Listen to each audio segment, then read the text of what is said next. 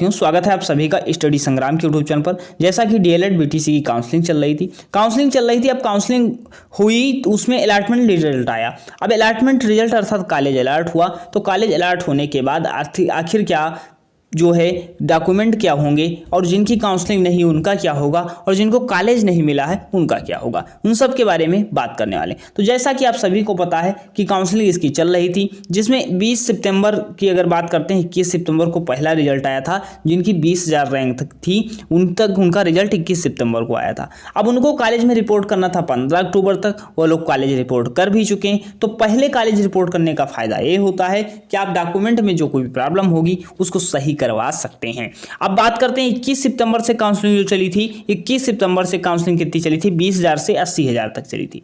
अब जब 20,000 से 80,000 तक चली, जिसका रिजल्ट जो है 25 सितंबर को आ चुका है। अब इन लोगों ने भी कॉलेज अलॉटमेंट रिजल्ट डाउनलोड कर लिया होगा। आपको कॉलेज कितनी रैंक पर मिला, कहाँ मिला, जरूर कमेंट सेक्शन में बताएं।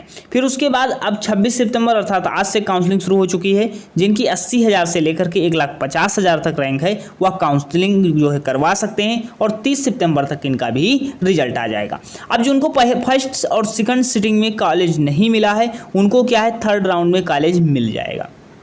फर्स्ट सेकंड सेकंड में कॉलेज नहीं मिला उनको थर्ड राउंड में कॉलेज अलॉट हो जाएगा, उसी 5,000 के दौरान अलॉट हो जाएगा।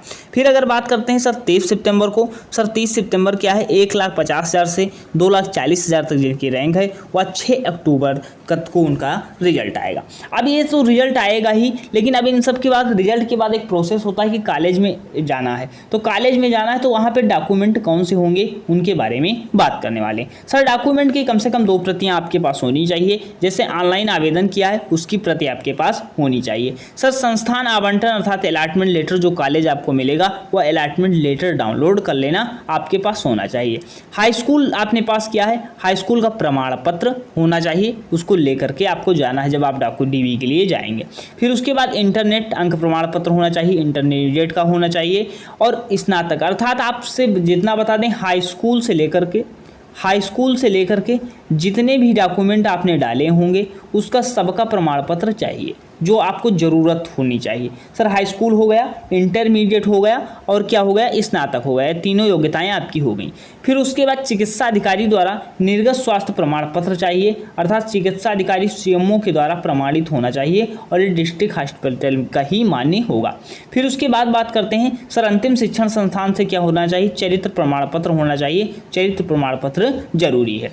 ओबीसी, एससी, एसटी और ईडब्ल्यूएस का सर्टिफिकेट होना चाहिए। सर्टिफिकेट में क्या दिया गया है, सर ये सर्टिफिकेट जिस दिन आपने आवेदन किया है उसके पूर्व तारीख तक होना चाहिए। अगर उसके पूर्व का नहीं है तो आपको नॉट एलिजिबल कर देंगे, एलिजिबल नहीं मानेंगे, तो उससे पहले का होना चाहिए। फिर उसके बाद बात करते हैं सर कोई भी प्रमाण पत्र है तो जब तक आवेदन किया है उसके पूर्व होना चाहिए, चाहे आप आरक्षण का हो, चाहे निवास का हो, चाहे आय का हो, चाहे जाति का हो, किसी का भी होना चाहिए, आवेदन के पूर्व होना चाहिए। विकलांग प्रमाण पत्र है तो उसको भी ले जाना है लेकिन आवेदन के पूर्व का होना चाहिए अर्थात जिस दिन आवेदन किया उससे पहले का बना होना चाहिए। निवास प्रमाण पत्र होना चाहिए, आवेदन तिथि तक होना चाहिए, ऑनलाइन आवेदन की तिथि तक होना चाहिए।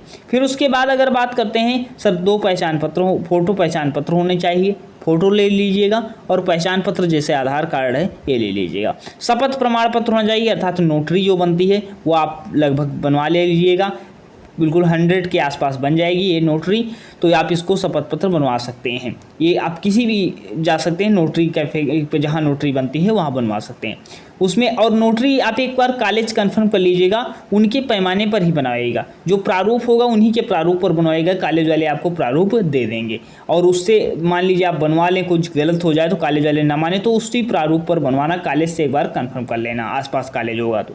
फिर उसके बाद क्या है, फीस आपको जैसे मान लीजिए डाइट का कॉलेज मिला तो 5,000 फीस आपकी जमा हुई, 5,000 फिर आपने दिया होगा, 200 रुपये और ले लेंगे, वो 200 रुपये डिमांड के रूप में ले लेंगे।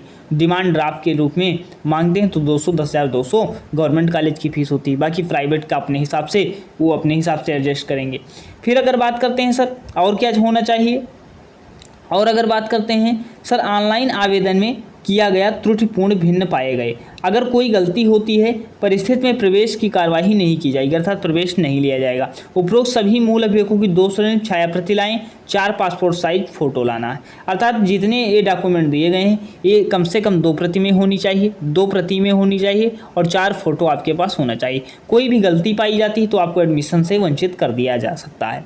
तो उम्मीद है, आशा है जो भी जानकारी दी गई संतुष्ट होंगे। इसके बाद आप डीएलएड करने जा रहे हैं, सीटेट करना है, यूपी टेट करना है, इसकी प्रिपरेशन में भी लग जाइए। तो आप जैसे एडमिशन लेते हैं तैसे आप तुरंत टेट सीटेट में अप्लाई करने योग्य हो जाते हैं। तुरंत एडमिशन लेने के बाद ही आप टेट सीटेट में अप्लाई करने योग्य हो जाते हैं। तो टेट सीटेट के प्रिपरेशन में अभी से लगना स्टार्ट कर दीजिए, लग जाइए, क्योंकि अंतिम पैगाम यही होगा आपके नौकरी का जिसमें सिलेक्शन के उम्मीद आगे बनेगी। तो टेट सीटेट के प्रिपरेशन के लिए चैनल सब्सक्राइब कर सकते हैं। आगे उम्मीद है, आशा है नेक्स्ट जो जानकारी दी जाएंगी संतुष्ट होंगे। अगर कोई डाउट है तो आप पूछ सकते हैं। मिलते हैं स्टूडियो में, धन्यवाद।